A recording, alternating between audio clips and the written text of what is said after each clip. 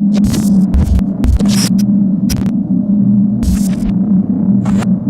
to Coaches Weekly. I'm CJ Sellner here with head baseball coach Mike Stosky. Coach, a week that some people freak out a little bit about. I know you're in a different boat after it, but it's a tough week with all these games back to back to back and a lot of this, but you guys are able to get some wins when you need to, and you guys are still in control of your own destiny in the conference. Yeah, tough week. You know, you play, baseball's not meant to be played 3 doubleheaders in a row. I mean, we said yesterday, I think we played 52 innings in 48 hours, and that's tough. It's tough on everyone, not just the pitching, but, you know, we had 4 or 5 players that played every inning, and you could see the grind get to the guys by game 6. So it's not ideal, but, you know, at the same time, we're good enough to win those games. You know, it's just a matter of being consistent right now, and we got another 8 games this week, so we can't use what happened this week as you know, as an excuse by any means, because you know, we were prepared to play, we just didn't execute. So yeah, I know nobody's really used to us having a 3-3 type week, and even the coaching staff and the players aren't, but we also are close enough to a situation where we know that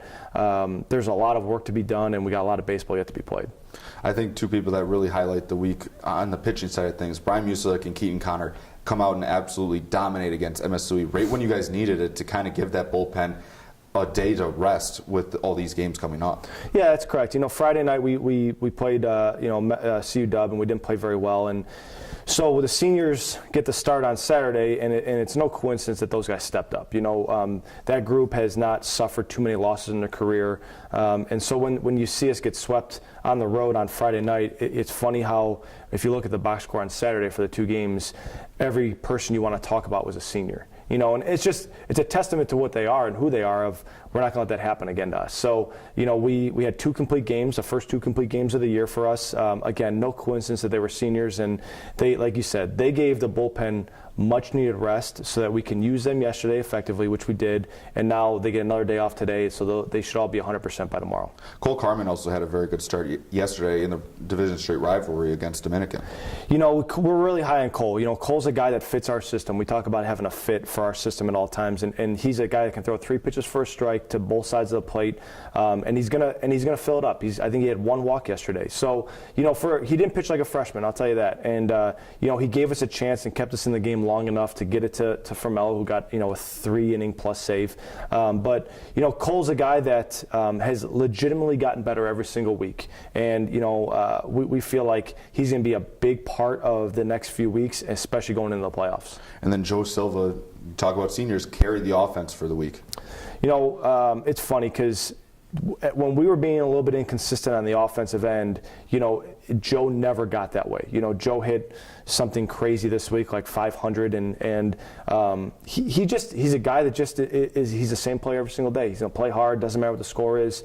You know, he was still hitting doubles when we were up 10-0, and he was still hitting doubles when we were down 4-1. So Joe's a guy at the top of the lineup that is just, man, he's been our spark plug all year. It started in game 1 against Webster, and it hasn't stopped, and I think he'll be a pretty big catalyst for us moving forward.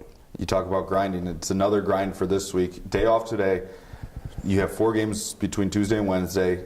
Day off Thursday, and then you continue things. Going on the road to Aurora on Saturday, and then Rockford on Sunday. Yeah, so it's another long week. You know, we're gonna have to use 8 starters. You know, which means at any given time we'll have 4 guys live in the bullpen. So. And that's for a doubleheader. So, you know, we're putting a lot of pressure on our starters. There's no doubt about it. You know, normally at the beginning of the year, if you look at our box scores, if a starter gets into a little bit of trouble early in the game, we have a lot of arms to protect them behind them, and we don't let them get into that. And we've had to tell our starters that they have to work through some problems. They're going to have to work through some walks and some errors and some rough innings. And you saw how we extended the starters this week. So it's going to be a lot of the same. You know, and I think what we're going to try and do is obviously fill the zone up more to create less, you know, counts where we're getting 7 and 8 pitch at bats, so we can lower the pitch counts. But the other thing is that we're going to have to really try and score early in the game to take the pressure off that starter. So, you know, it's gonna. I say it all the time. I know I keep saying it over and over, but it's going to take a full team effort. You know, we got 72 innings of baseball to play over the next week, and it's not going to be 9 hitters and 8 pitchers. It's going to be everyone's got to be on board, and I think if we can kind of get some consistency and kind of know what we're going to get out of each player, you're going to see us start racking up wins again, and that's all we're looking for this week, is just to get some consistency and figure out who we are and what we're made of. And I think being on the field and not in the gym for the last 2 weeks, I think is going to give us a sense of urgency and give us a chance to kind of get back to what we do. You had a cool opportunity to be on the Top Coaches podcast.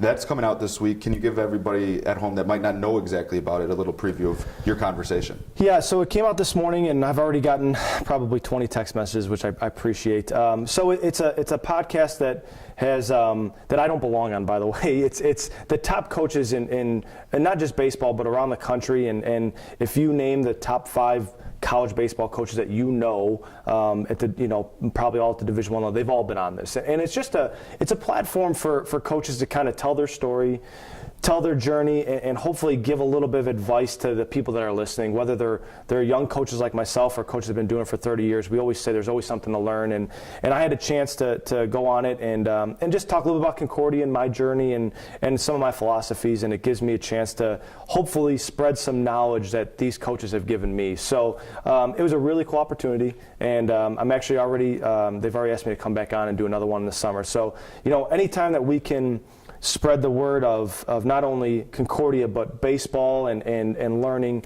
I'll take advantage of that every day. I like the quote this morning: make sure you marry a good coach's wife. You have to do that. I'm telling you now. Anybody in athletics, athletics is the best job in the world. But man, it is every day and it's all day. So if you don't have a woman at home that's willing to put up with all that, it won't last. So I married a coach's wife. She is incredible. Yesterday, she knew it was a tough day, and she did not talk too much about it, which is exactly what I need. And this morning, she's back to her normal self and joking with me about the games and stuff. So my best advice is go find a woman that loves baseball and that'll let you be mad when you need to be mad. We'll look forward to seeing you guys back out in the field this week. Hopefully, she doesn't have to deal with any madness this week. That's exactly right. If you can't make it to any of the games this week, all the live links will be at CUCougars.com.